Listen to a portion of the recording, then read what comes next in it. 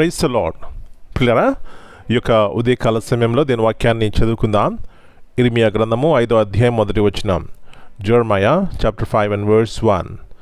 యెరూషలేము వీధులలో అటు ఇటు పరుగెత్తుచు చూచి తెలుసుకొనుడి, దాని రాజవీధులలో విచారణ చేయుడి, న్యాయము జరిగించుచు నమ్మకముగా నుండు యత్నించుచున్న ఒక్కడు మీకు కనబడిన యెడల దాన్ని నేను క్షమించుదును.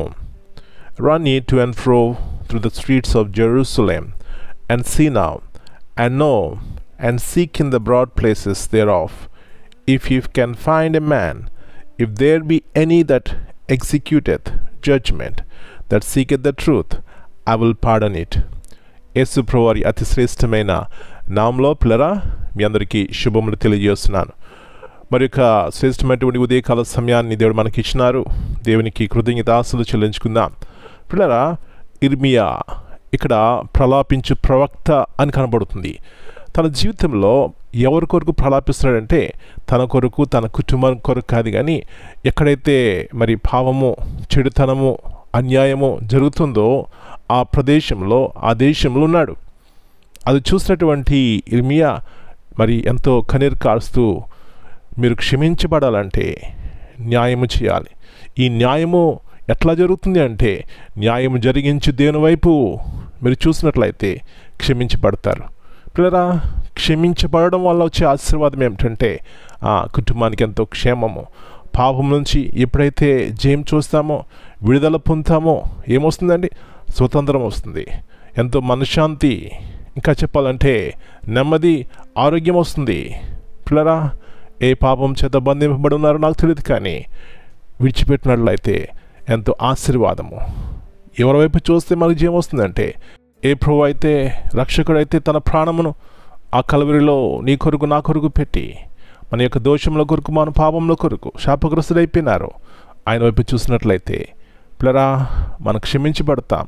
మన ద్వారా అనేక మంది దీవించబడతారు. అలాంటి కృప ఉదయకాల సమయంలో మనందరికీ దేవుడు దయచేయనుగాక. ప్రార్థన చేసుకుందాం. పరలోకమున మా తండ్రి, పరిశుద్ధమైన దేవ, మరి యొక్క నూతన ఉదయకాల సమయాన్ని బట్టి మీకు వందనాలు. మీరు మంచి దేవుడు, క్షమించే దేవుడు. మా జీవితంలో పాపం ద్వారా వచ్చే నష్టాన్ని, శాపాన్ని ప్రభువా తీసివేసే దేవుడవు. ఒక్కడు నీతిమంతుడిగా, యథార్థవంతుడిగా జీవించినట్లయితే ఆ దేశమునకి ఎంత క్షేమం నాయన. కాబట్టి ఇలాంటి కృపను మేము పొందాలంటే మీ వైపు చూడాలి, పాప క్షమాపణ కలిగి ఉండాలి. యేసు ప్రభువుని సొంత రక్షకునిగా అంగీకరించినప్పుడే ఈ గొప్ప భాగ్యం కలుగుతుంది నాయన. కాబట్టి కృప దయచేయండి. ఇంకా ఈ వాక్యం వింటున్న వారు ఎవరైతే తమ జీవితాల్లో యేసు ప్రభువుని కలిగి లేరో, యేసు ప్రభువుని విశ్వాసం లేకుండా ఈ లోకంలో జీవిస్తున్నారో దర్శించండి, క్షమించండి. మీ యొద్దే మాకు క్షమాపణ, మీ యొద్దే మాకు నిత్య జీవము, మీ యొద్దే మాకు నిరీక్షణ. కాబట్టి మీ వైపు చూసి ఆత్మీయంగా, శారీరకంగా బలం పొందడానికి సహాయం ఇచ్చేయమని ఈ దినమంతా మీరు ఎట్లా భద్రపరిచి ప్రతి కీడు, అపాయం నుంచి, మరణం నుంచి తప్పించమని సహాయం ఇచ్చేయమని యేసయ్య అతి పరిశుద్ధమైన బలమైన నామమును బట్టి ప్రార్థన చేస్తున్నాను తండ్రి. Amen. God bless you all. My dear brothers and sisters, greetings in the precious name of our Lord and Savior Jesus Christ.